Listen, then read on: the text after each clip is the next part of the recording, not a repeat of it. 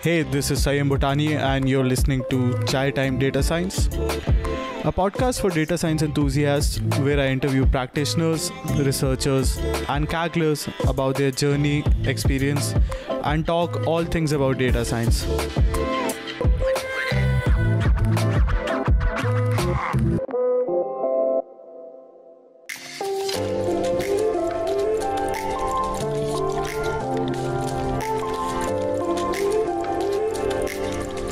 Hello and welcome to Quarantine Chai with a computer vision hero.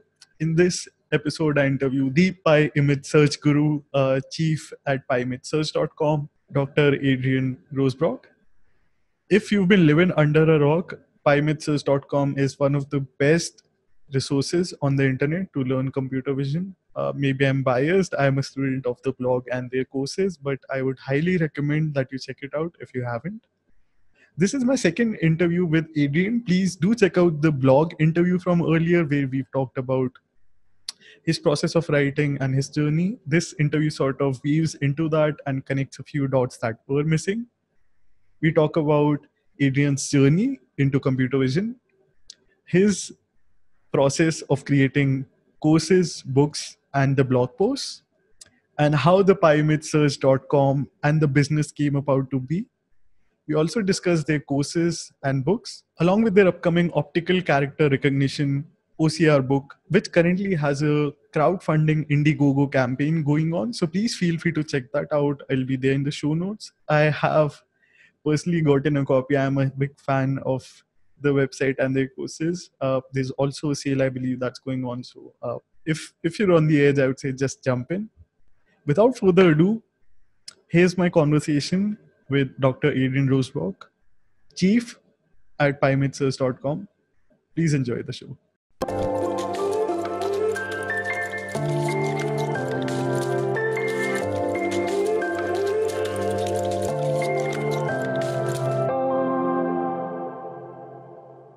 I'm really excited to be talking to my PyImageSearch guru, the guru to the complete PyImageSearch community, Adrian Rosebrock. Adrian, thank you so much for joining me on the podcast.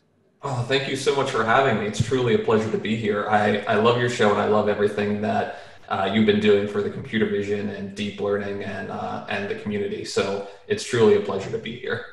I've been a fan of yours for a long time. You have been seeing my annoying questions probably since 2017 on the Gurus Forum. So I am really excited to be talking to you for the second time. The earlier interview was a blog interview, just to remind the audience. I'll probably weave in and out of the previous interview. So I would love to go back and talk about your journey. You have a few very different and diverse words on your profile. You self-taught. You've also done a PhD. You're an entrepreneur, educator, author.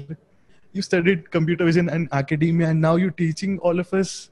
How did you get started, and how would you study today if you were to start again today? That's a great question. Like, as you said, I have a PhD in computer science with a focus in computer vision and machine learning. I graduated, I guess, 2011, 2012. So back then, deep learning was still in its infancy. You know, we started to see a lot of progress in the area. We had, AlexNet just completely blowing away the competition, the ImageNet competition, which was fantastic. But, back then, archive existed, but it wasn't as accessible as it was today. It wasn't as easily searchable. It was just harder to navigate and harder to keep up with all the papers because there weren't as many curated lists that really distilled papers down into one or two quick sentences, which at least would tell you, hey, does this paper warrant me like going to read the entire thing, investing my time and effort into it. Furthermore, OpenCV existed, but there were very few tutorials on how to properly use it. Like you could read the documentation and you could find these like one-off blog posts that maybe explain the parameters in a bit more detail, but there weren't these working examples that showed you like the end to end, like how you built and like created a project. So that was a bit frustrating. And the documentation was also very scary, if I may, to the beginners. It was more C++, very less Python on there. Yeah, absolutely. It was very much a C++ dominated documentation, and furthermore, longtime OpenCV users will remember this, but I don't think new OpenCV users know this. But NumPy support wasn't added until I think it was OpenCV 2.4. So I didn't prior know to that. that, you couldn't even really use NumPy arrays, Wow. Okay. and it created so much more extra code just to do basic image processing functions. The library was not Pythonic at all, and it really wasn't until NumPy support was added that we could really start using OpenCV, what I'll say correctly, which probably isn't the right word, but in a more Pythonic way. We weren't able to do it until then. And then you think about what deep learning frameworks existed back then, like Theano, Caffe, Torch. Those were just in their infancy. They weren't even fully developed yet, and only researchers were using them, and only researchers knew how to use them correctly. We didn't have Keras, we didn't have TensorFlow, we didn't have PyTorch, we didn't have Fast.ai, all the things that as deep learning practitioners and researchers now, we take all of that for granted. But back in 2011, 2012, none of that existed, and what did existed wasn't properly documented. So that's a roundabout way of answering your question, but I'll say what I would do differently now is, if I was doing my PhD now, if I was doing my dissertation now, was I would take a practitioner's approach instead of a researcher's approach. And I relate this to playing guitar. I first started learning how to play guitar when I was in 6th grade. I took lessons for 2 years, and I enjoyed it, but I eventually stopped because I felt like I wasn't making any progress. My teacher at the time was so heavily theory motivated. He just kept wanting to teach me music theory. And I just wanted to learn if I even liked playing guitar. I just wanted to feel like, is this something a hobby that I want to take on, a skill that I want to learn for the rest of my life? Yes or no? And when you take someone with that question and start trying to shovel theory down their mouth, they're going to get frustrated. So what I recommend to people who are in undergrad or maybe working on their masters is, look, take a step back, start writing a little bit of code, start studying the libraries first, because at the end of the day, if you graduate, you will inevitably, even as a researcher, have to write some of this code. So let's figure out, do you want to write this type of code for the rest of your life? Yes or no? Answer that question first. And once you've answered that question, then start studying the theory. In my opinion, studying theory first is just, it doesn't work out in the long run. And I feel like so many people just burn themselves out or waste their time had they just taken a more simple practitioner's approach. Talking just about OpenCV, if you were to read, for example, SIFT algorithm or Gaussian blur, that'll take a good amount of 3-4 months, and you can just call it with a line of OpenCV and see actually what's going on in real life. I think you teased this in the first module of the Guru's course, if I remember correctly. Yeah, absolutely. And I think, sorry. and I think OpenCV, it's just gotten so much easier to use over the years. And credit to the OpenCV team for all the hard work they put in the library and making it compatible, not just with C and C++ and Python, but now tons of languages have support. Like the Java support has gotten better. You see Swift support at iOS. And obviously with Android that uses Java as well. All of these languages are more easily accessing OpenCV than ever before. And one more note to the Zoomers, the torch Adrian mentioned isn't import PyTorch as torch. It was the original torch framework from which PyTorch was derived. Exactly. I don't think most deep learning practitioners even know how to use the original torch anymore. Luckily, we don't. It's a funny situation to be in. But going even further back in your journey, how did you get interested in coding? I read that you started with building websites. You were interested in Java. You created website scrapers. What was the first computer vision project that you remember, and maybe the first tutorial you made? Oh man, that's a great question. That goes back to high school, and I was a terrible student freshman and sophomore year of high school. I did not do well, and oddly enough, given my career, math was my worst course. Interesting. Yeah, I consistently got C's in my algebra courses and my geometry courses, and but at the same time, I started to develop an interest in programming. I started coding the year between 8th and 9th grade.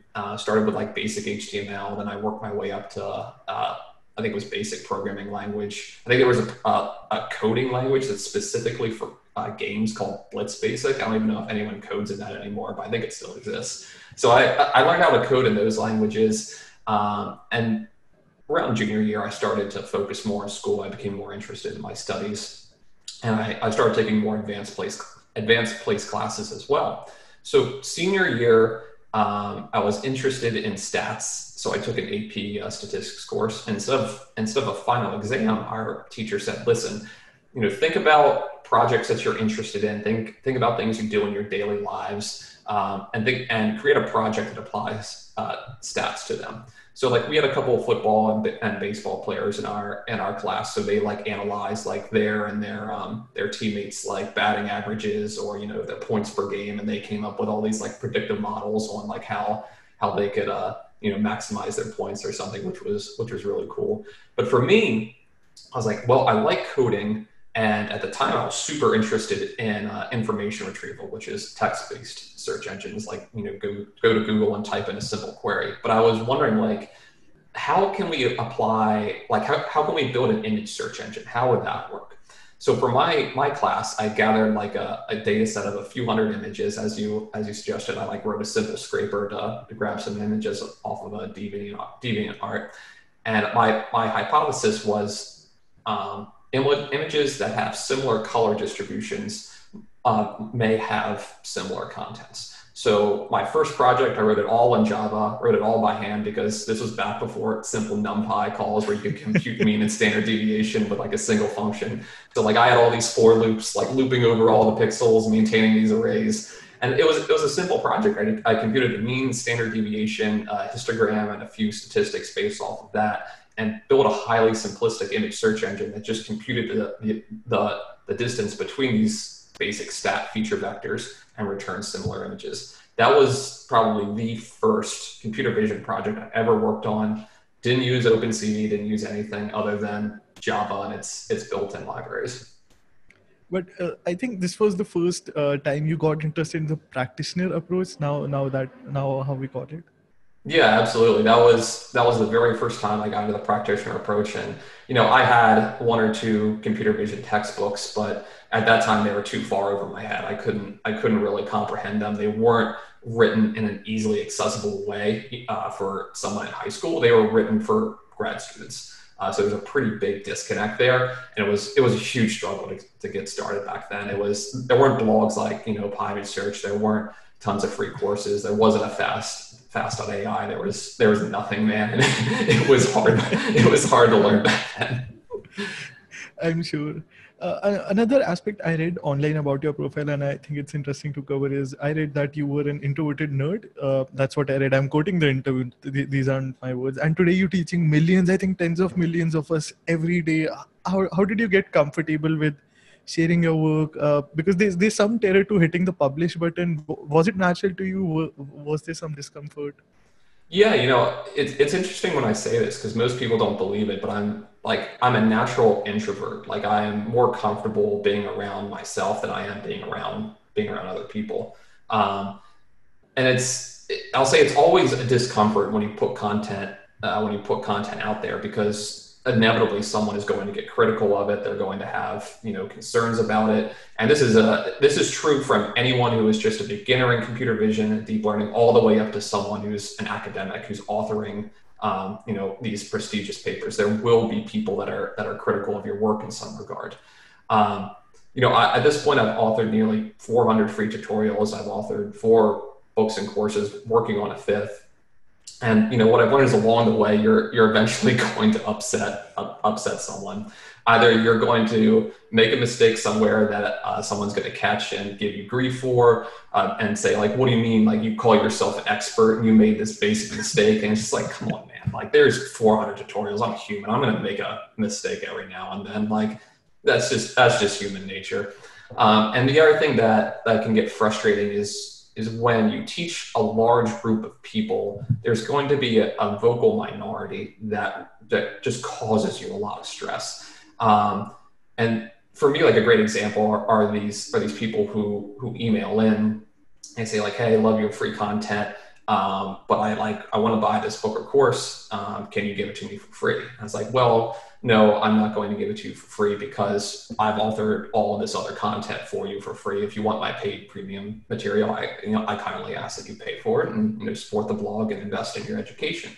But there are some people who take a lot of offense to that, and they take it to an extreme, and like they'll curse me out over email, and they say like how like I'm just putting up paywalls and harming the community and doing all this other stuff. But those are also the same people who probably don't realize there's so much free content that I author already. And maybe they rightfully don't know. Maybe they're just trying to be a jerk. But the point is, you're going to upset someone. And if you're a natural introvert like me, it can be a little shocking once you develop any type of traction, because eventually there'll be people reading your material and they'll give you some grief for it. And honestly, you have to have a bit of a thick skin and just click delete and understand that if someone emails in, giving you grief or asking a question that is worded the wrong way or is rude, you have to understand that like that's not your problem. And if you believe in education and you believe in helping, you believe in providing free material for people to learn from, but you have to understand that like no one is going to value your time more than yourself, and you have to be protective of it. You have to be protective of your mental health. And you can't let people like that bother you. And I urge anyone who's interested in teaching others, start practicing that now, start developing a thicker skin, and really start practicing learning how to say no and just delete an email. Just because someone emails you doesn't mean they're entitled to your time. Absolutely. And when you're broadcasting, especially content to thousands, millions of people, only the extremes write back to you, the very happy or the very annoyed people, and the latter easily get to you, especially when you're putting so much, and especially for your content, you put a lot of efforts into it. There's always a story. There's a complete pipeline that goes into it. Yeah, absolutely.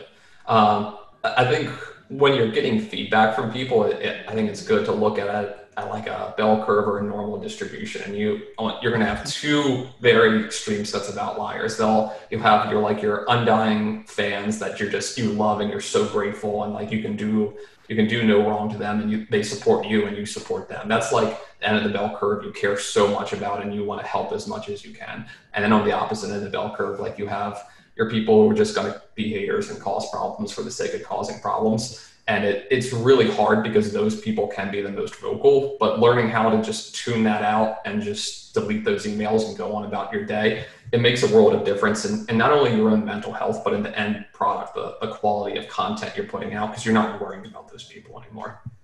Absolutely.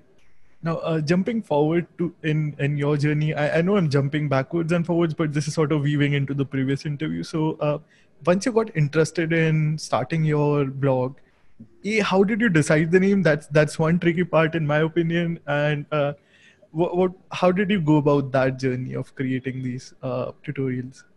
That's a great question. In grad school, I tried to launch two computer vision companies. Both of them were kind of mobile phone based.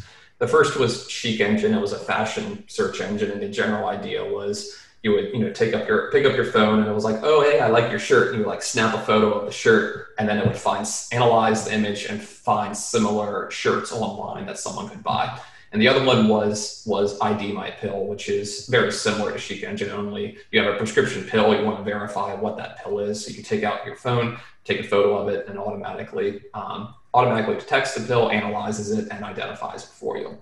So I was working on those in grad school, and like Chic Engine, I think was more of a novelty project. It was a way for me to kind of get my foot in the door not as an entrepreneur, but also learn computer vision at the same time.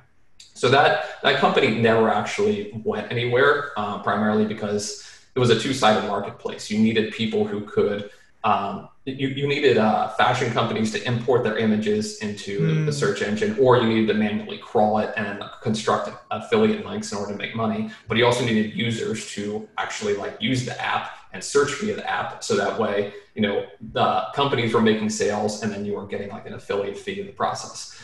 that makes it a two-sided marketplace.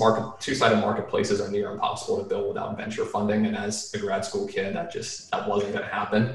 ID My Pill got a lot further, but it was also like a bit of a wake-up call for me, because it showed that it's really hard to build a company in the medical space when you're young, and also when you don't have a ton of medical connections already. I had a few, but certainly not the number that would be required to really take that company to the finish line.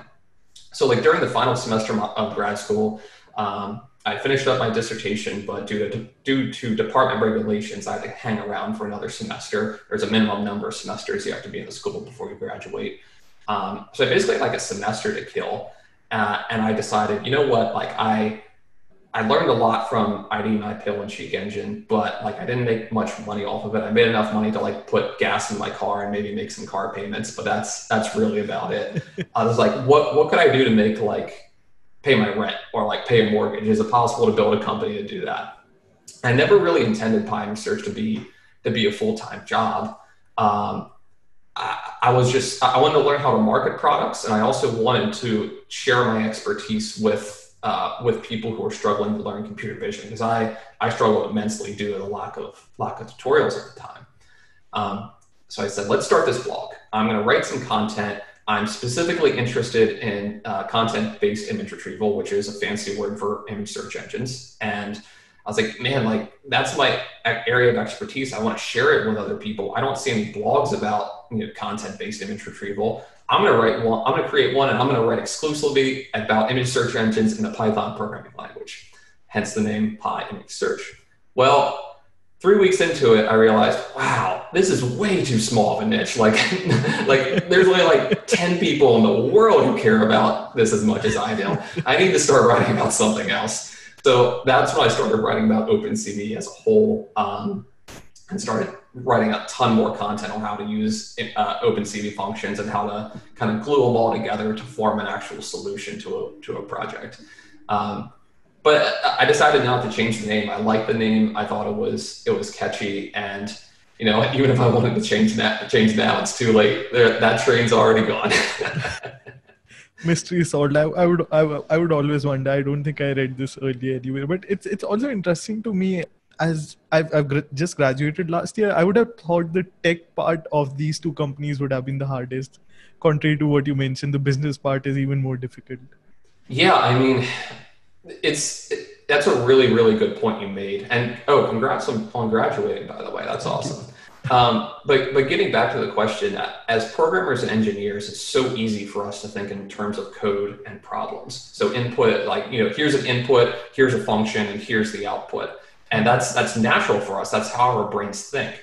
But that's not how the market works, and that's not how the business world works. So the last thing you want to be is a solution in search of a problem, right? So you don't want to disappear into your basement and start coding for 7 months and train your models and come out and be like, look at this awesome problem I solved. And then there's just like crickets, because the market never had that problem to begin with. So that was part of the issue that I had with my previous businesses, is like I had too much of an engineer mindset. I was too focused on the problem, and I didn't vet the idea enough ahead of time to validate that, like, yeah, this is an actual problem. This is something that companies would pay money to solve and have removed from their plate.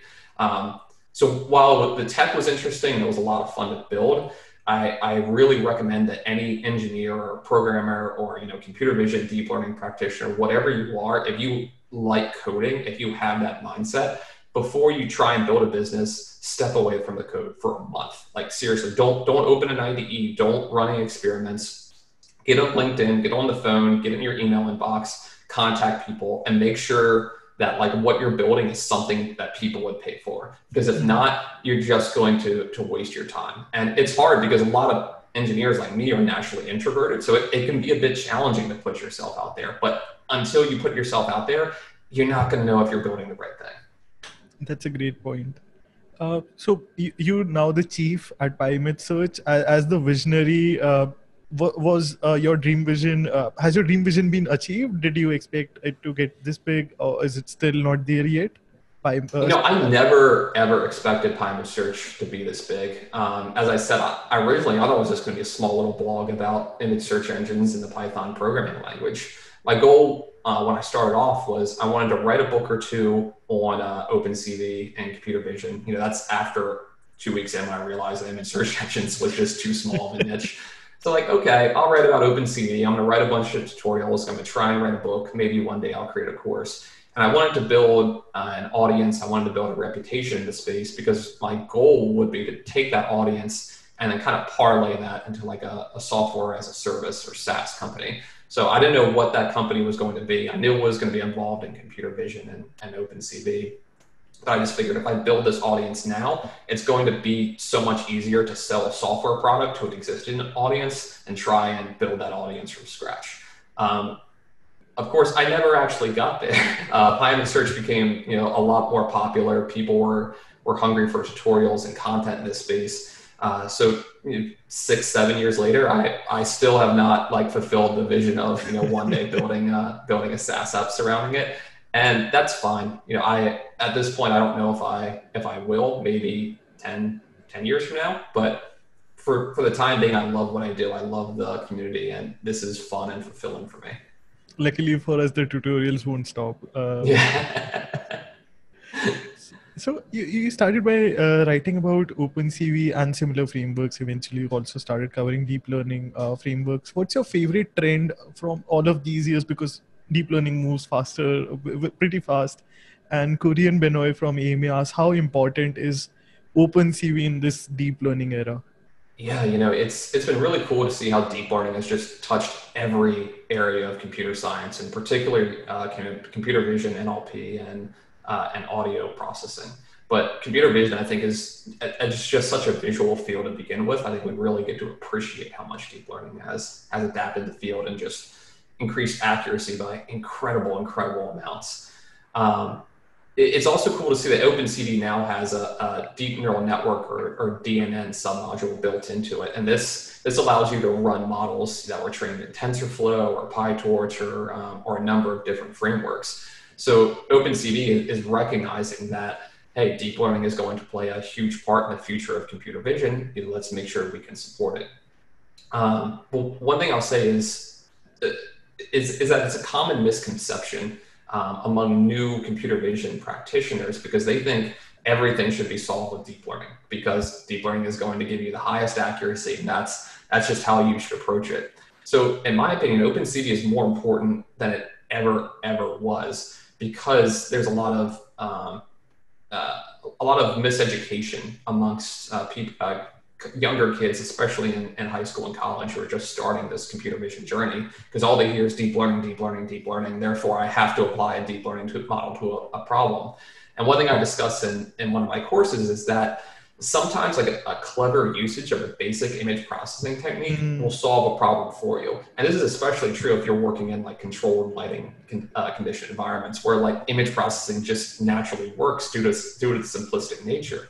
I've seen people spend weeks and weeks training these models, and when in reality, basic image processing just solves the problem. And I really want people to understand that deep learning is just one tool in your tool belt. When you walk by a construction site, you don't see a guy trying to install a toilet with a hammer, right? He has his wrenches, and he has all of his soldering iron. He has a bunch of other tools that can actually help you do install the toilet or install the electrical outlets, right? No one is using a hammer for every single job. So when you approach deep learning, just know that's one tool in your tool belt, but there's a ton more tools you have to be exposed to. You want to go for this breadth first search of the computer vision field.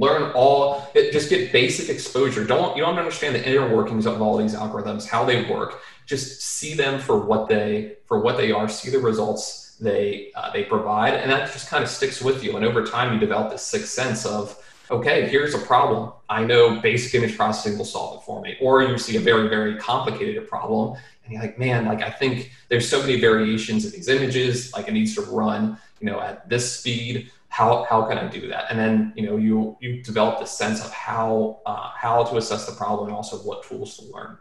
So in my opinion, saying OpenCV is irrelevant or basic computer vision is no longer needed in deep learning, that is just totally false. And if you're studying computer vision, don't focus exclusively on deep learning, because you're going to pigeonhole yourself and you're not going to understand the rest of the field, and you might honestly not be that successful as a practitioner without that full understanding. Actually, if I may, can I share a personal story that sort of connects really well with this? Oh, go ahead. So I signed up for the Guru's course. I was very afraid to sign up for it because I remember at that time the fees was higher than my chai and food expense. So I was an undergrad in my sophomore year. I took the leap of faith. I completed the course, and the first freelance work that I got, I was in college, so I was only allowed to freelance because you can't have a job. Mm-hmm. It was a OCR related problem. I guess this will come back into the topic, but at that point, I realized, hey, this could be solved with just OpenCV. There's no need for deep learning in it.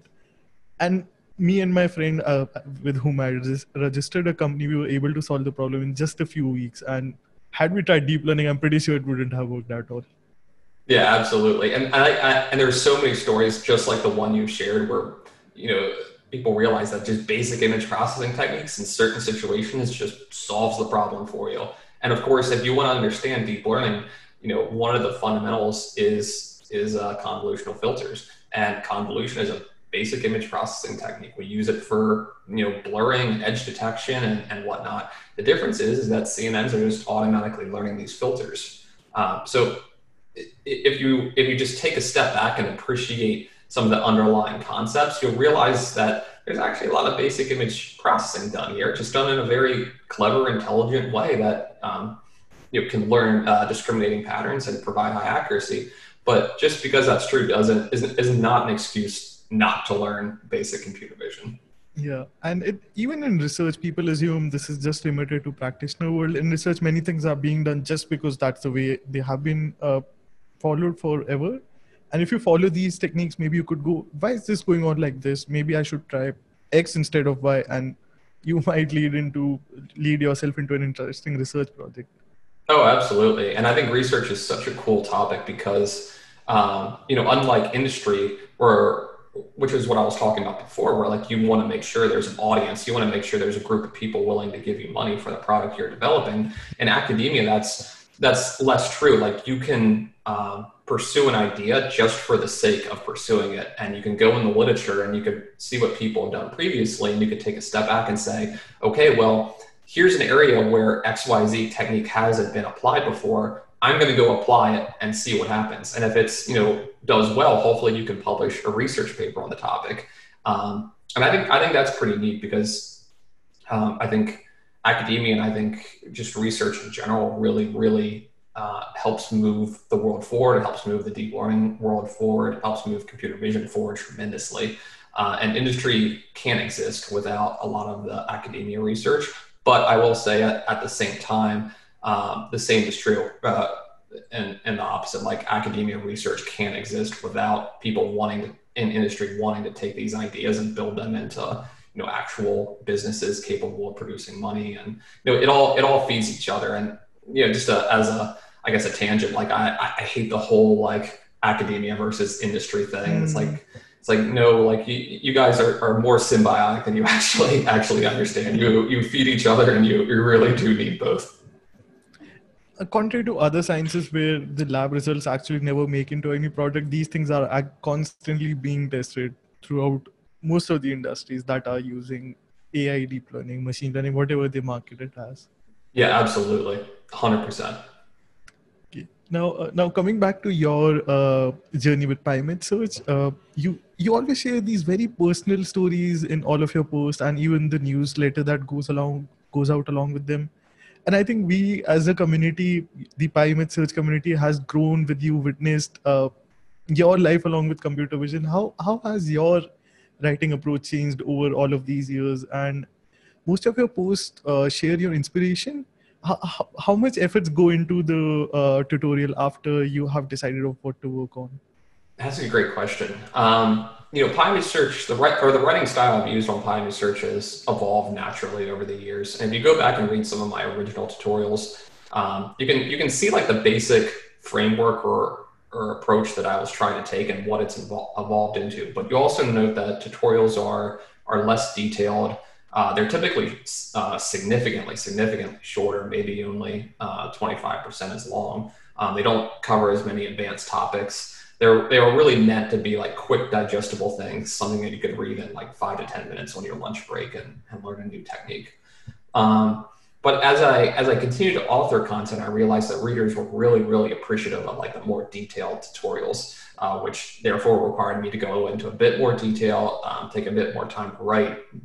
I needed to figure out how to do it in a sustainable way, because I couldn't spend like a week, my entire work week, developing just one tutorial, right? That means I would never be able to make progress on anything else.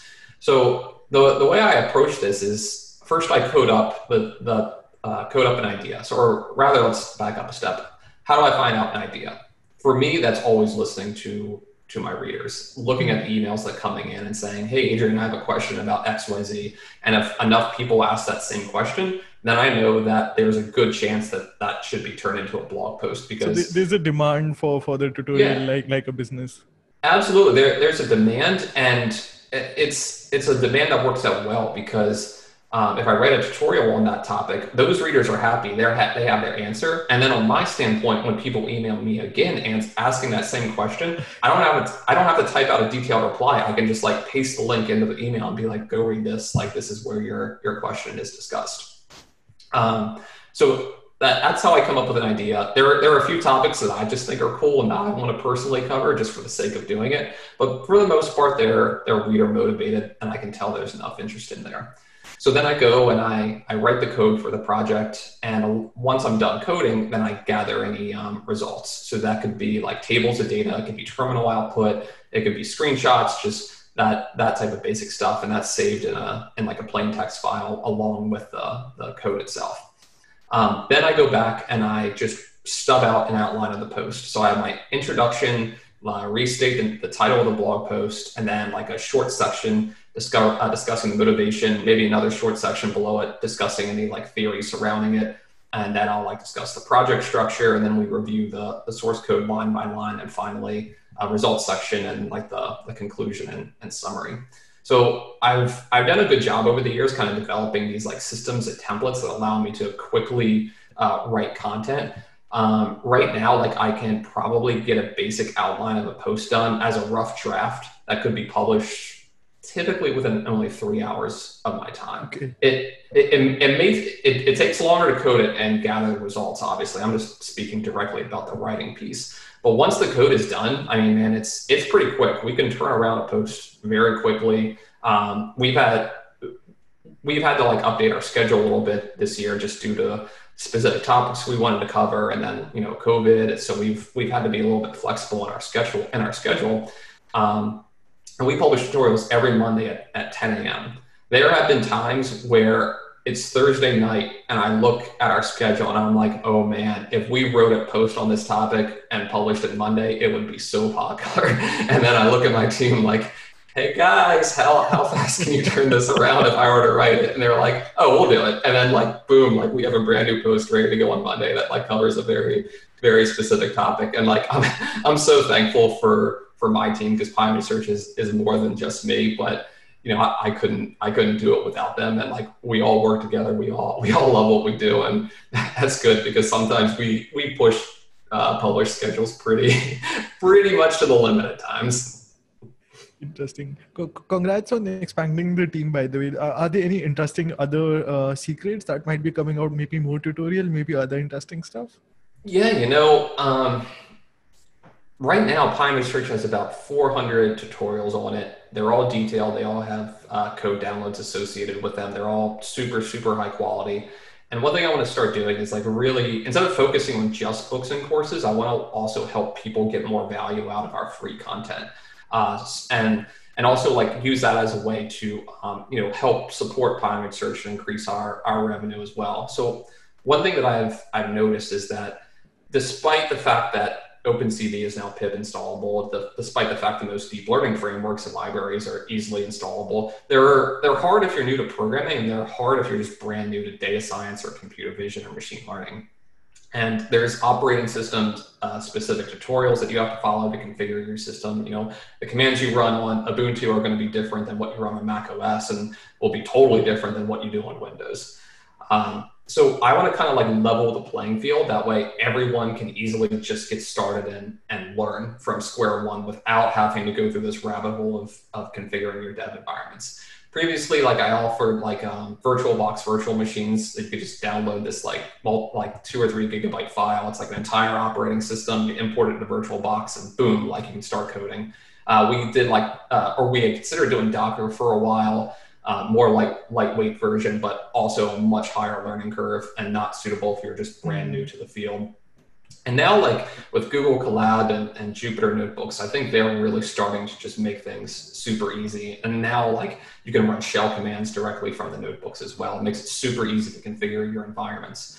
So what we're thinking of doing is figuring out a way to take some of our tutorials, like maybe like the top 50 tutorials we've ever written, and then for all new tutorials, like start publishing Jupyter Notebooks that like are pre-configured, ready to run on Google Colab. Like you can just click on a cell, run it, and get the result, move on to the next cell. And all this will handle configuring your dev environment, like downloading the data sets, getting everything ready for you. I think that'll make life so much easier for anyone interested in computer vision and deep learning. The other thing we're thinking about doing is starting to put together video tutorials for some of our blog posts as well. That's been a highly requested feature. And like we're still in the early stages. There's a lot of work that I have to do to actually figure that out. How many people know this, but like public speaking for extended periods of time, like really hurts my voice. So like I have like a issue that I developed when I was a kid, probably like 6th grade, when my voice dropped, it also created an issue with like my vocal cords. So I speak at a very low register of my voice, which some people call vocal fry, but it's actually not just vocal fry. There's actually like some structural issues like that I have. So like speaking for hours and hours and hours creates a lot of pain for me. Like doing podcasts like this is fine because I can take a break when I'm done and like not necessarily have to talk for the rest of the day.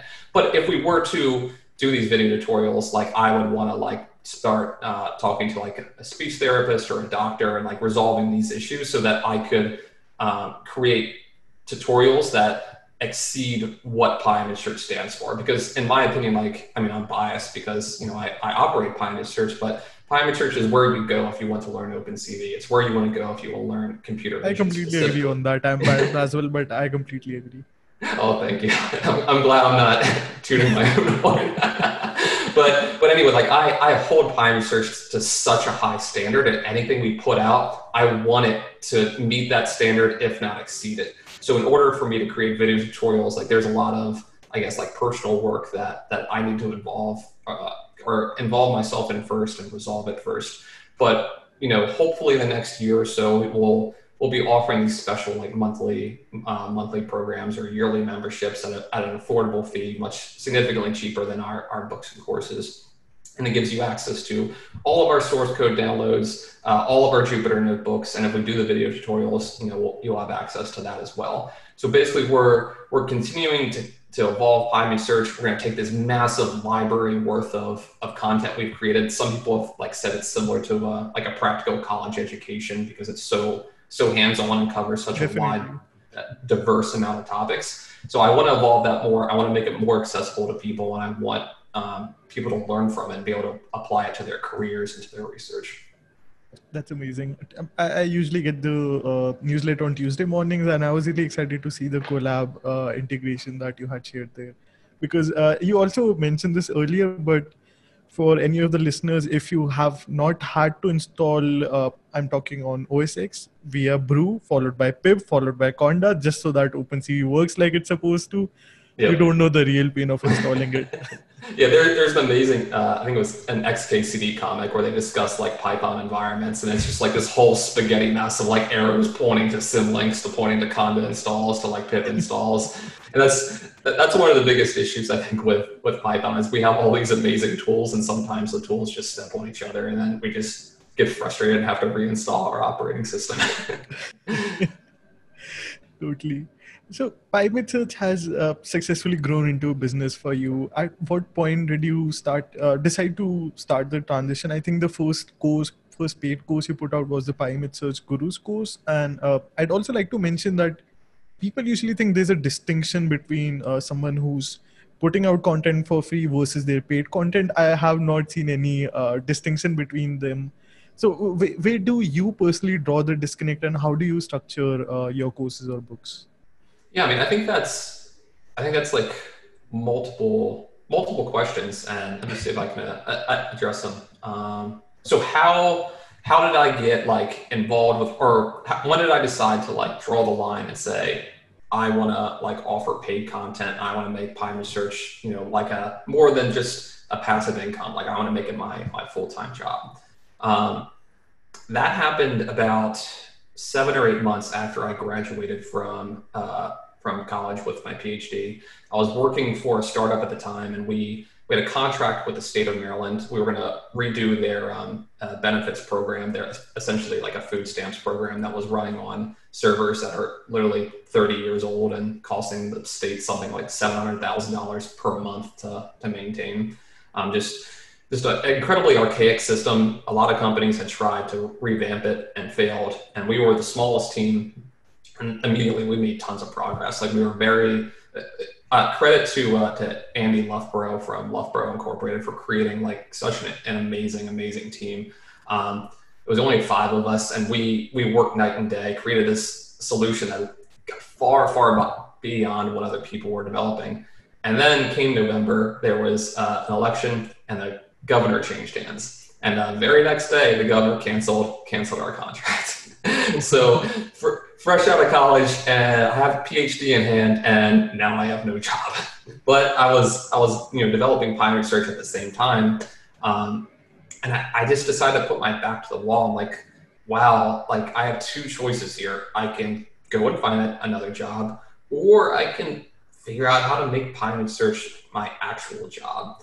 And at the time, the business wasn't making enough for me to live on a monthly basis off of it. So it was like it was a really big risk. There was a risk of like going broke, running out of money, like just starting from square one again, which to me, I was like, listen, like I'm young. If I'm going to take the risk, I'm going to do it now.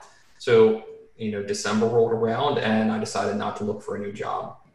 And I guess a little bit after that, I ran a Kickstarter campaign for the Gurus course to get enough funding to develop the course for me to like kind of pay my minimum living expenses so I could survive while I created this course. And like that course almost never launched because I was still very introverted. I was scared of the ridicule or people being overly critical of the content I was creating. And like I was super nervous about it. I was anxious, and almost never pushed the launch button, but I'm happy I did. I'm happy I just kind of like sucked it up. I was like, Adrian, like you got to put your back against the wall and you got to figure this out. Just press the button and figure it out, man. And that's what I did. And the funds and I'll say like maybe like the popularity from the Gurus course like helped me sustain PyImageSearch during those early years and truly turn it into what it is now. That's awesome. And I think with content, certainly this podcasting is a different thing. It's not as good as PyImage, but you become obsessed with the content. It's always like a sub process in your brain. Throughout the past, you guys thinking maybe I should ask Adrian about Jurassic Park. Should I ask him about this? And even though if you're not working on it, it's always you're sort of thinking about it in the back of your head. So it's not that if you're not actively working on it, you're not working on it. Sure, absolutely. So there so many online courses and options for learners. Going back to the community, you've created this strong community around the blog. Is there any effort involved in selling? Because you can always overdo the limit and oversell, but I don't think that's ever happened. So how do you convince readers to subscribe to a course or a book? That's a good question. As you said, like as a content creator, it's very tempting just to put everything behind the paywall and like pay, $50 a month, $100 a month, or like however many, whatever arbitrary amount. Like it's so tempting just to do that. And I'm a big believer of being able to provide people with an education however I can. And I set such a high standard for PyImageSearch that I think the content and the quality just speaks for itself. So when you look at the blog material and you go through it, my goal, hopefully, is that when you download the code and run it, like it just works. And then you read the tutorial and you understand like the explanation behind it. That said, not many people know it, but like I write almost all the copy and sales information that goes into like the sales pages and goes into the email broadcast we send, which I think is fun. I enjoy it. It's totally different world than technical writing. Sales writing is very, very different. So yeah, I like put together like marketing campaigns, or maybe I like put together some like Facebook ads or something like that. But really, like in my mind, like I try not to view it as convincing people to buy. I think of it as like, hey, listen, like you value PyImageSearch, I value you as a reader. You have a vested interest in learning about this topic because maybe it's like for your graduation project, it's for a research paper you're authoring, it's for like this new career you're starting, or you want to get a promotion at work. So the motivation is already there. So that seed is planted. Someone has a very like painful need to learn this topic. And if someone has that need, in my opinion, you don't have to convince them. You just show them the quality that you provide and through the free content. And then it's just a natural question. And they're like, wow, like if I got the paid content, I'll get the same, if not higher quality. Plus, like I can ask Adrian and his team questions about my project as well. And then again, it's not convincing. It's just a natural, organic sales process, which I think people appreciate and enjoy. And I realized only after subscribing that it's pretty rare to be able to talk to the author of the book or the creator of a course directly when you're actually trying to follow it. Yeah, absolutely. And that's something that I want to make sure is always present in PyImageSearch, is that you're not getting a chatbot, when you email in, and there's an actual person that responds to your emails, and you get the help you need. With big publishers like your Pack Publishing or your O'Reillys or your Mannings, like the author creates the book and puts it out there. Hopefully he puts up a GitHub repo of his code associated with it. Maybe he addresses issues on the GitHub issues page, but it's less personable because you don't have that relationship with the author like you do on PyImageSearch. And I do have the deep learning for computer vision bundle right here. I have the I see that. And I remember I was really excited, even though I don't use TensorFlow that much. I apologize, but you actually updated the book later on as well, and every one of the readers got the TensorFlow 2.0 version once that came out. Yep, we always try and keep our content up to date. We issue typically one update per product that we have per year, sometimes more. The Guru's course gets updated constantly because it's fully online, so it's easy for us to log in and make a few updates here and there. But I'm very adamant about supporting my customers. I know what a big deal it is for people to invest their time and finances with me, and I feel it's like an obligation to make sure they get a very high return on that investment of time and finances. Because again, it's hard to pull the trigger, especially since I know a common criticism of PyImageSearch is some of our content is comparatively expensive to what you find on like Udemy, for example, and that is true. But I'll also say like the value you're getting is so much more, because those Udemy course creators at such a low price point, they can't provide you with that much targeted help, because otherwise they actually lose money because they spend too much time like in the forums and whatnot. Yeah, and the community definitely loves your content. I'm a huge fan, as you know. I'd like to share a few of your earlier successes. I won't mention the sales figures because that's irrelevant, but I'd relate it to the goal. The PyImageSearch Guru's crowdfunding was 395% funded. The deep learning for computer vision was 5,200 times funded as per the initial goal. Raspberry Pi book was 7,000 times funded. And the OCR book that you're writing, we'll just talk about that, was 3,700 times funded just in a few days of the launch. So that really speaks to it. And were you expecting this response?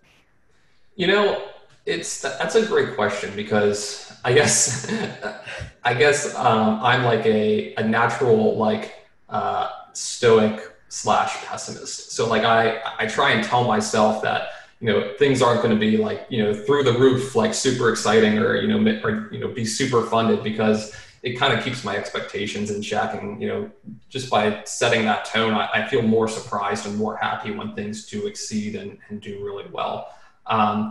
So when that type of stuff happens, like I'll say, like, I'm just so grateful to be part of this community. And I say this often, that PyImageSearch is more than just me, and it's even more than my team as well. It's everyone who's ever came to the blog and read a tutorial and gotten value out of it. It's anyone who's ever purchased one of our books and courses. Like, we're all in this together. We're all here to learn from each other. And just, I think it's an incredibly rewarding feeling, and it's a privilege and an honor to be able to help this community. And it's something I don't take lightly. And it's something that I hope the community sees and is reflected in the quality of the content we produce. Because again, we can't do it without the community. There's no point in creating this content if there's no audience to get value out of it. It definitely comes through. This will be, I think, a tricky question. If you could pick one student success story, I know there's a page, but if you were to pick your favorite, maybe just one or two, which one would that be? Oh man, like that's a hard one, because we get so many emails from people every day just sharing their stories, like how they got promotion or like how they solved a tricky problem. One of my favorites is David Austin. He won Kaggle's most competitive image classification challenge ever by using some of our content. But the one that really sticks in my mind is from a guy, Saidi Talari. He's from India, and he came from a lower income family, and he really wanted to learn computer vision. He was a network penetration tester at the time. I think he was still wrapping up college, but he knew he wanted to study computer vision. He felt that was his passion, and he ended up actually taking out a loan in order to kind of go through our Kagglers course. And it was a big risk for him, but he wanted to see himself succeed. And honestly, like, I think if Saidi, he could have gone through anyone's course. I don't even think it's specific to PyImageSearch, because he was so motivated and so ready to succeed. But he went through the course, and right after he graduated, or I think maybe a few weeks before, he got a job working at a startup company doing computer vision. And he was just blown away. And he got paid, a really good salary. He was able to help out his family and make sure they were set and taken care of. And it changed his life trajectory phenomenally. And we're going to do another interview with Saidi in the next couple of weeks. But his company has raised additional funding. He's now the CTO of the company, and he started off as a network tester, switched careers to computer vision and deep learning, and now he's a CTO of this incredible company. And like, again, I can't take credit for that. And I will never take credit for that. Saidi did that all on his own. It was due to his motivation and his drive to succeed. Like, you just could not stop him. And I can't wait to see what he does in his future. So, Saidi holds a special place in my heart. And I encourage other readers just to follow in his footsteps, because it's such a motivational story. If you go to the PyImageSearch blog and just go to the interviews tab, you'll find that interview, and of course we'll publish a new one with him in a couple of weeks. But man, just an incredible human being, and I just love him to death. That's very inspiring. On the contrary, you guided so many students as online learners. What do you think is the number one mistake we students from all walks of life in machine learning or deep learning make? It's not even a technical mistake. It's a mental framework mistake. They just convince themselves not to get started, or they tell themselves that they can't do it, or they fail to invest in their own education. And I'm using the term invest in terms of like time. Like, they don't want to take the time to invest in themselves to actually learn a new topic, because they're afraid to fail. And I understand that mental framework, because like I had that same like problem and block in my head when I was thinking about launching the Guru's course. You don't want to see yourself fail, but you want to see yourself succeed. But in order to succeed, you have to get started. So the number one biggest mistake is just readers telling themselves that they can't do it. Because you know what, like, if you keep telling yourself that, you're right, you're never going to do it. You really need to take ownership of that. And you have to learn what I call relentless execution, which a friend of mine, Rob Walling, coined that phrase. And he was talking more about business and building companies when he made that statement. But the point is, you show up every day, you do the work, even if you're studying computer vision and deep learning, like on your downtime, like maybe on your lunch break or at night after you put the kids to bed, and maybe you only have a half hour or an hour every night, but you have to show up every day and put in that effort and just move yourself just a little more far forward each day. And you have to do it every single day, and you have to show up and do it and not give yourself an excuse. Like really take ownership of that and say, this is what I'm going to do. Take pride in it. I think pride has become almost like a 4-letter word, almost like profanity. Like you think of someone who's prideful, they have excessive pride. They're so like high on themselves that they don't understand like, what's right in front of them. But I think pride is such an important part in your life, because you have to be accountable, and you have to really believe in yourself and just take the risk and get started on it. And if you don't like it, great, at least and you can move on and find something else that you're more interested in. But if you never take that step, it's always going to be a question mark. So I encourage like anyone listening to this podcast, like if you have any interest in studying, download some source code, like read a book, read a blog post, figure out if you like doing it, and then invest in yourself and show up every single day, relentlessly execute, and do it in a sustainable way so you don't burn yourself out, of course, but put in that time, put in that effort, and over time it adds up tremendously. It's interesting. I think you're from the Philly area, and I remember these words from the Rocky, the boxing movie. That is a good a good analogy. Like there's so many memes about that movie, and it's just like, it's such a product of the 1980s. It's hysterical kind of going back and watching that movie. But you know what, like Rocky has some like amazing like motivational quotes, like stuff you could like print out and put on a poster, because if you're getting punched in the face like a bunch of times and you can still come out and like find the motivation to do that over and over and over again, like you've tapped into like an internal motivational source that most people don't have. So hey, like go watch Rocky and just put yourself in his shoes and be like, you're not getting punched in the face. All you have to do is like read a book or read a tutorial, right? Like that's not very painful compared to Rocky. Or maybe face a few code errors, which is still less painful, although somewhat painful. Sure, absolutely. Now, I'm pretty excited about this, and I know you started an Indiegogo campaign. It's still live for the audience. I bought the OCR. I pre-purchased the OCR bundle at 30 milliseconds past the opening time. I was hoping to be the first person. I was the 42nd. I don't know what bots got in there, or maybe this was just fixed. But I'm so excited about the upcoming OCR book that you're writing. Why did you decide to create a separate book? Why was the topic so important? And what was the inspiration behind creating it? Well, like I said earlier in the podcast, I really look to my emails, I look to my readers to kind of figure out what topics I'm going to write about. And over the past couple of years, I've noticed more and more requests coming in from OCR. I'm like, that's interesting. Like I don't do a ton of tutorials in OCR. I have a few.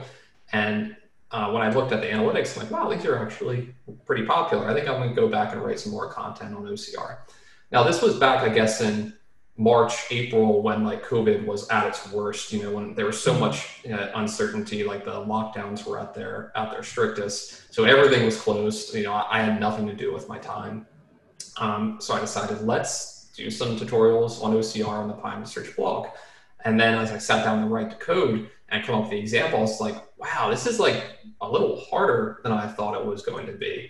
And once I got done coding for the evening, I went and I sat down like, if I'm struggling this much to create an example on this, teach this, there has to be so many more people who are struggling as well. So it evolved from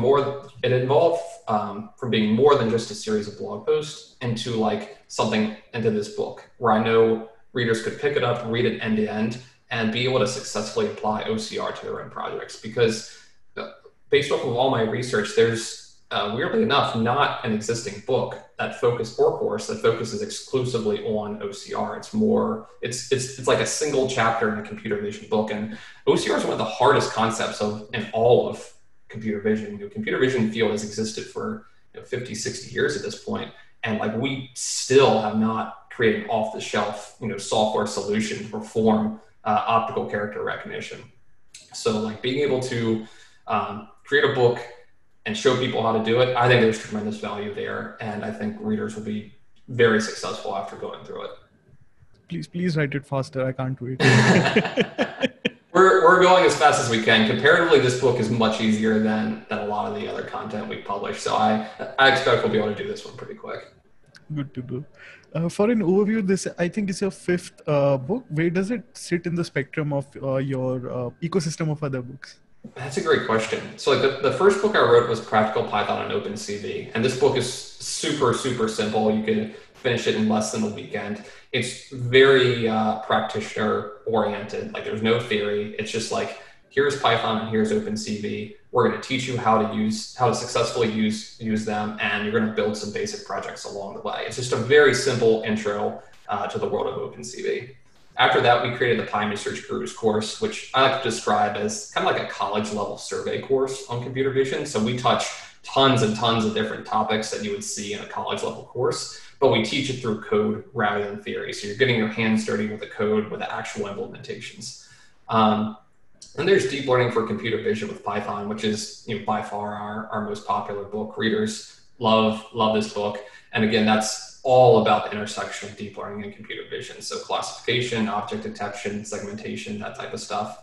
And then prior to the OCR book, our most recent book was Raspberry Pi for computer vision, which is like essentially an embedded computer vision book. So we focus on the Raspberry Pi, on the Nano, on the Google Coral, Movidius NCS, those types of devices. So if you're new to like PyImageSearch and you're new to computer vision in general, like, I typically recommend reading Practical Python and OpenCV just to learn the fundamentals.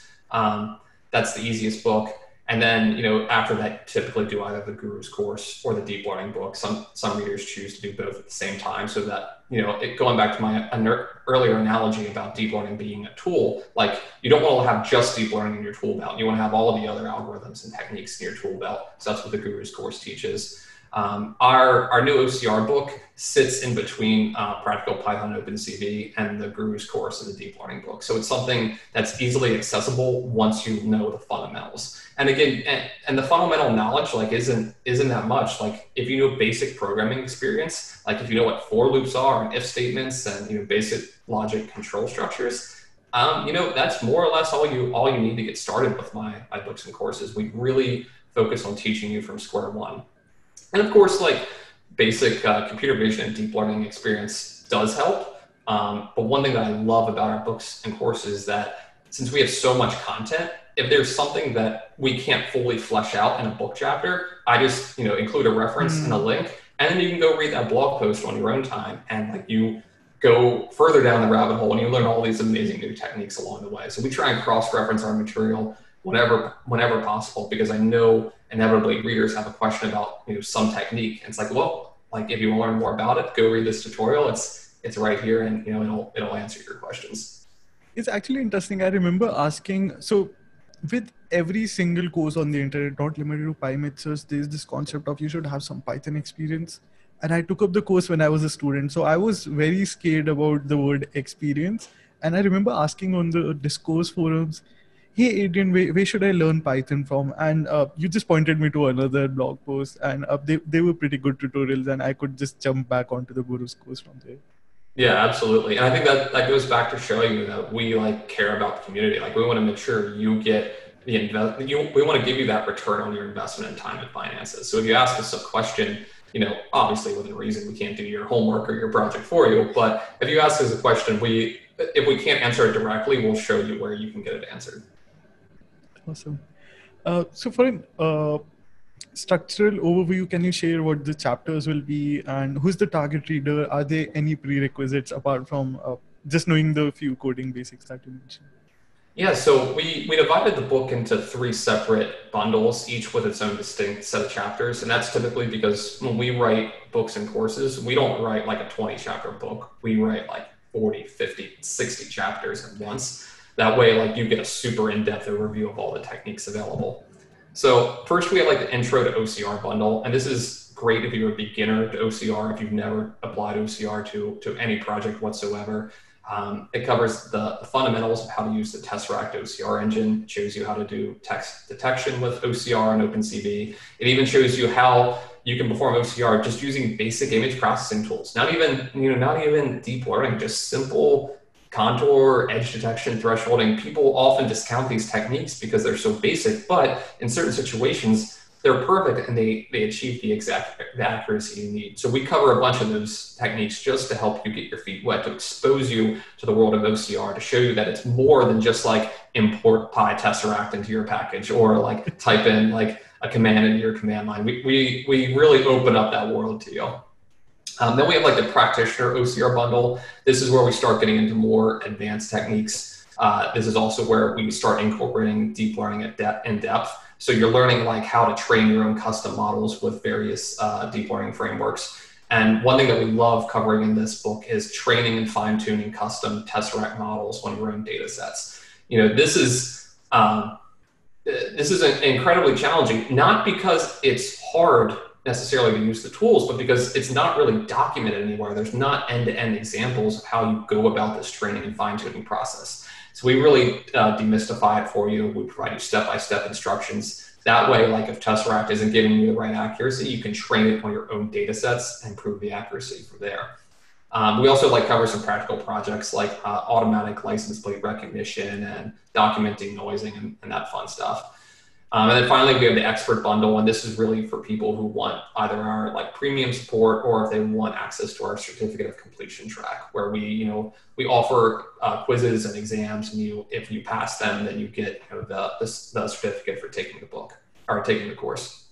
So, I always say assess where you want to be in a year. And then backtrack from there. If you just want to get your feet wet and learn a little bit about OCR in a year, go with the intro bundle. If you're actively developing computer vision applications and OCR is important to your role in a company, then you should probably go with a practitioner bundle because that's going to give you the more advanced techniques you're going to need to be successful. And then if you need support, if you need one-on-one help, if you need the certificate track to improve your career and help you land a job in a new company, that's really when the expert bundle comes into play. So we always try and structure our books and courses in ways that makes them approachable based off of where people are in their lives, because everyone's at a different point. Some people are just starting, some people are successful already, and some people are ready to jump ship and switch to a different career. So that's where we come in and we try and tailor something to what you personally need. I'm sorry, Adrian, I wasn't confident enough. Initially, maybe I wasn't able to trust my college savings at that time, but I started out with the basic bundles, and I'd like to mention for the audience that if you're scared, maybe just start out with the basic bundle, and I think you allow upgrades later on as well if people are. Yeah, that's oddly enough, I think that's one of the most probably the most asked question on the PyImageSearch blog. Even though I have it in every FAQ for every product we offer, it's such a concern that people email and say, "Hey, Adrian, I want to learn this stuff, but I don't have the budget, or I'm not ready to spend this much money on a product. Can I start with one of your lower tier ones and upgrade later?" The answer is absolutely yes. Pick up the lower tier copy now. We offer a 30-day money back guarantee. If you don't like it, return it to us and we'll refund your money. But that happens so rarely because people start digging into the content and like, wow, this is good. I want to take it to the next level. And a few months later, I get an email saying, "Hey, Adrian, I'm ready to upgrade." And we're like, "Okay, let's do it." And we help them out and get them upgraded, and they continue progressing. It works out for everyone. They get the knowledge they need. We obviously get some finances for them, which enables us to run our business and continue producing these free materials for others to learn from. And it's rewarding for us because we get to see our content making a difference in the real world. And that's what I love to see. I love seeing those success stories, like the side stories of how people have completely changed their lives. That alone makes PyImageSearch worth running. And I love it so much. I'm sure. So for the book, will we just use deep learning or just quote unquote just OpenCV? Will there be an overlap? We're going to use a mixture of both. The goal of OpenCV is just to facilitate real-time image processing. So anytime you're doing computer vision, at some point you're going to use a library like OpenCV, even if it's just to load an image from a disk, right? So we use a bit of OpenCV to facilitate the image processing aspect. We also show you how to do OCR with just OpenCV, without deep learning, without the Tesseract engine. And then, of course, our advanced chapters go into depth on how you train these custom deep learning OCR models. So again, it gives you the entire breadth of the OCR field as a whole. You get the basic image processing approach all the way to the advanced training custom models with deep learning. Okay. So every book and blog of yours has an end project in mind. Can you share the few that will be the target projects for these bundles? Yeah, so I mean, one of our most requested ones is automatic number plate or license plate recognition. So, a car drives down a highway, you want to be able to detect the license plate, extract the license plate, and OCR the digits themselves. That's one topic we'll cover. Document denoising is another important one, because in the real world, images are never perfect. They're not captured under these perfect controlled lighting conditions. Maybe there's a coffee stain on a piece of paper, or maybe the paper's ripped or crinkled, or like someone's dog ate the paper and now they want to OCR it or something. So like we go through document denoising processes that actually improve the accuracy of your OCR models. Handwriting recognition is another one that we're going to cover. OCR in real-time video streams is it's a hard topic, but it's a heavily requested one. And it's on the surface, it's like, well, Adrian, just take a standard model and apply it to every frame of the video, right? And then you can OCR. It's like, well, it's actually not that easy, because text, in order to be OCR'd, it has to be pretty crisp. There can't be a lot of noise in that image. But with a video, there's naturally going to be various types of motion blur as the camera moves a little bit, as your hand isn't perfectly steady, or if you're moving it around with your hand, there's going to be significant motion blur. So you actually have to pick out the key frames that are actually high quality enough to be OCR'd. So we discussed that in the book. And along with that goes with GPUs for OCR. So how can we really turbocharge these models, get them to run as fast as possible? One of my favorites though is document registration. So being able to say like a tax form, or like a form you would take to register your car, right? These are standard forms that the government issues, and you gotta manually write it out and hand it to an actual person at an organization or an office. We show you how you can actually create templates for these types of documents, and then from there, you can OCR it and automatically pick out the fields. So the first name field, the last name, the address, and we show you how you can develop this system end to end such that you automatically OCR these documents. That to me is probably my favorite chapter in all of the book, because again, as humans, it's so intuitive. You look at a field on the form and it says first name, and you write in your first name, but a computer, it has no idea about the semantic structure of that document. So in order for us to bring OCR successfully to computer vision and deep learning, we develop these chapters such that you build an actionable real world project that solves something important to either industry or academia. So you're learning along the way, which I think is so important to actually not only being successful, but retaining that information so that you remember it 5 years from now when you're working on a different project. You're like, oh yeah, I read about that technique in Adrian's book. I'm going to go apply it here. Please write the book faster.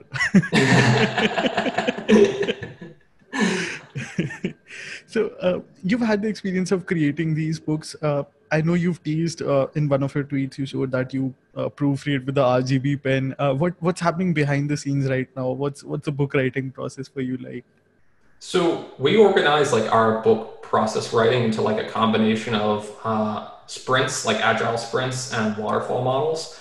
So each sprint we'll pick out let's write 5 or 6 new chapters, and that sprint will last for 2 weeks. But we'll also pick out editing tasks as well. So let's look at the previous sprint. Our editor just reviewed those chapters. Now we got to go back and add in these edits. So we pick out all the tasks that we need for a given sprint, and then along the way, our editor is kind of waterfalling off based off of each of those mini steps inside the sprint.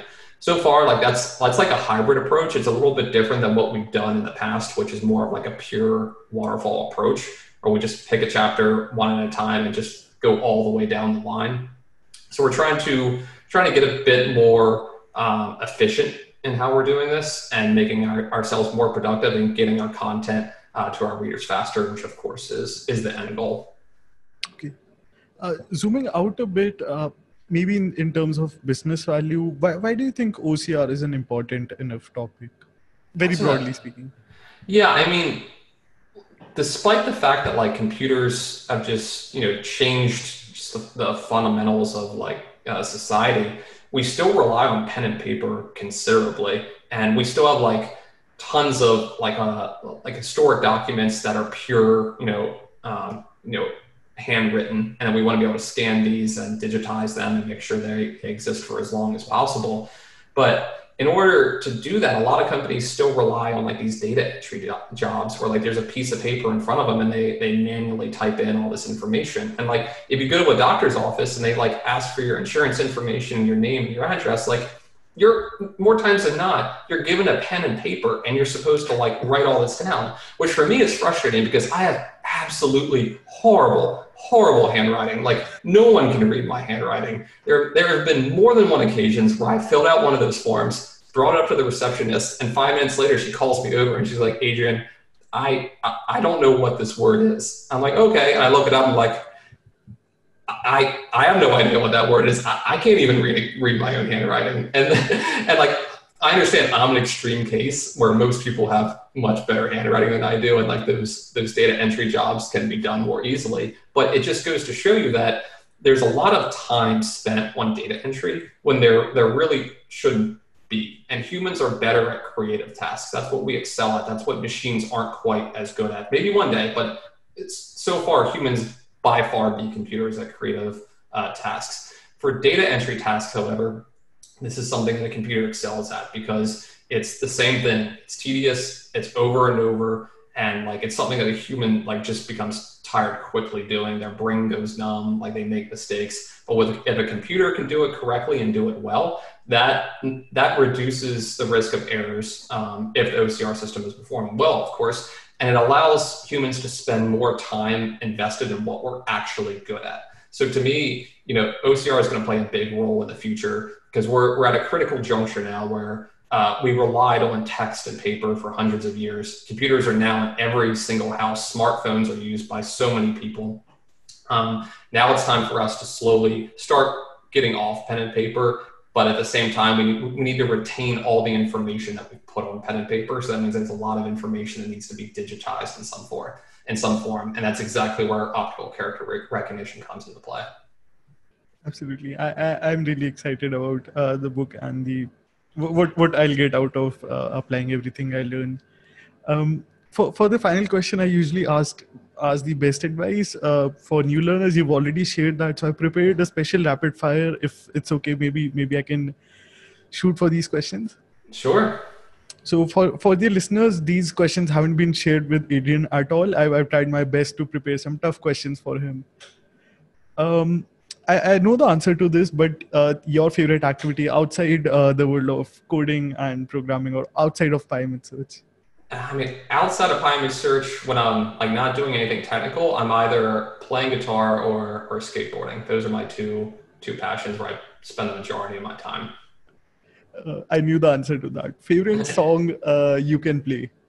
Favorite song? Cover Oh man, that's a good one. I think it's the Mighty Mighty Bosstones. They're a ska band, and they have a famous song called called "Impression That I Get." And that's probably my favorite one to play. And I love to annoy my wife with it because it gets stuck in her head easily. So I'll just like be like practicing my normal guitar and she'll be like, downstairs doing something. I'll just crank up my amp and start playing it. I can just hear her yell at me from the living room.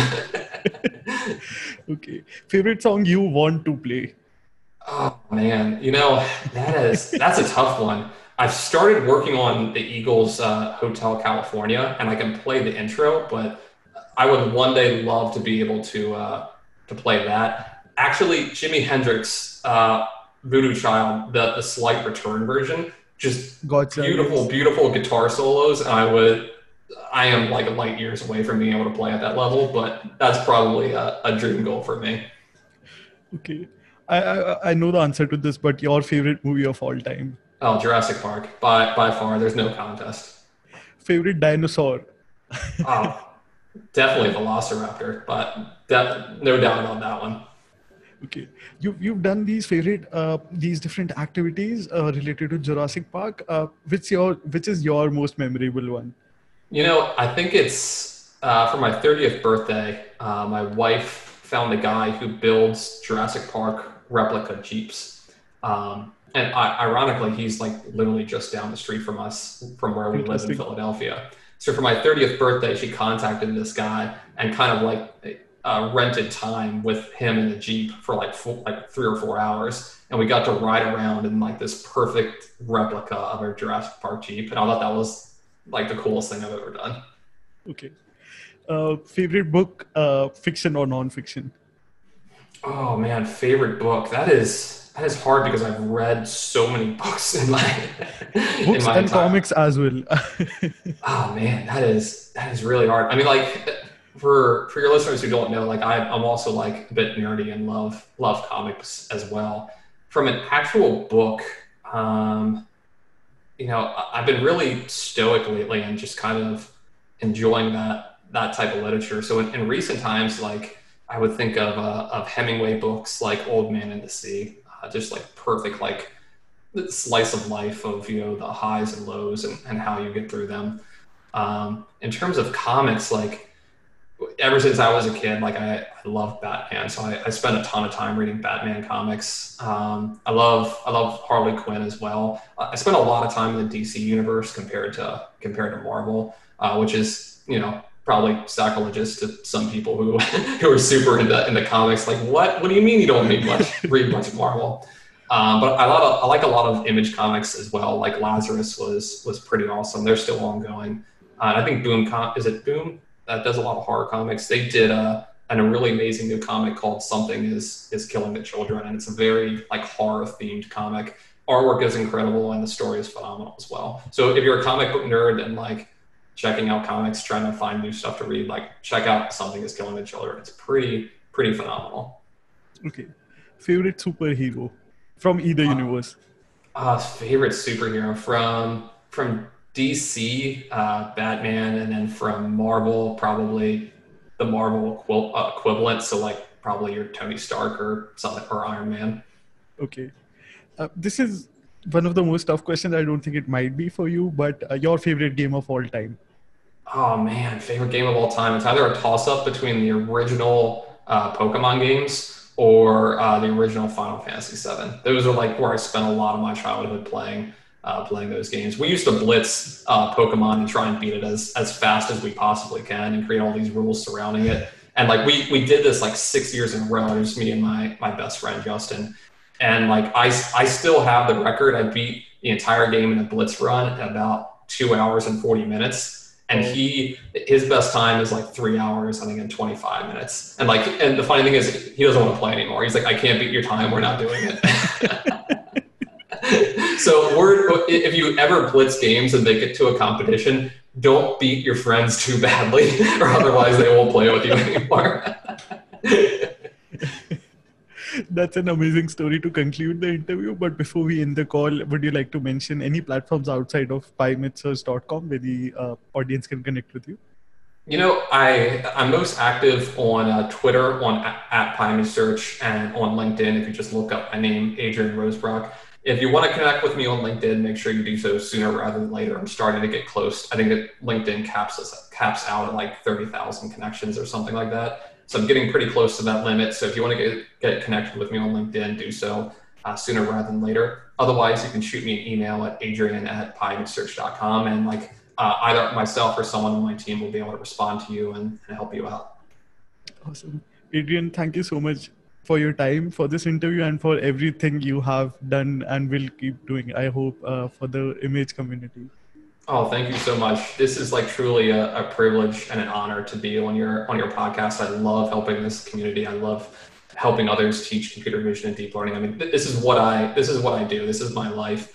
And it's as I said earlier in this podcast, it's something I don't take for granted. I feel very lucky to be where I am in this community. And I realize that I can't do it without this community as well. So I try and stay as humble as I can. So, there's no reason to thank me. In fact, I should be the one thanking you. Like, thank you for having me here. Thank you for taking time out of your day to record this podcast with me. and thank you to your audience for listening to me talk about computer vision. Hopefully I didn't bore you. Hopefully you haven't hit pause or deleted the podcast. Hopefully I haven't lost you any reader or any listeners. So thank you truly to everyone. This has been a super fun time, and please feel free to connect with me. I'd love to help you learn computer vision. You're too kind. Thank you so much.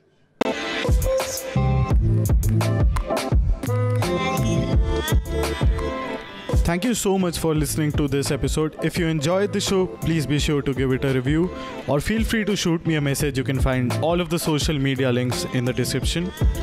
If you like the show, please subscribe and tune in each week to Chai Time Data Science.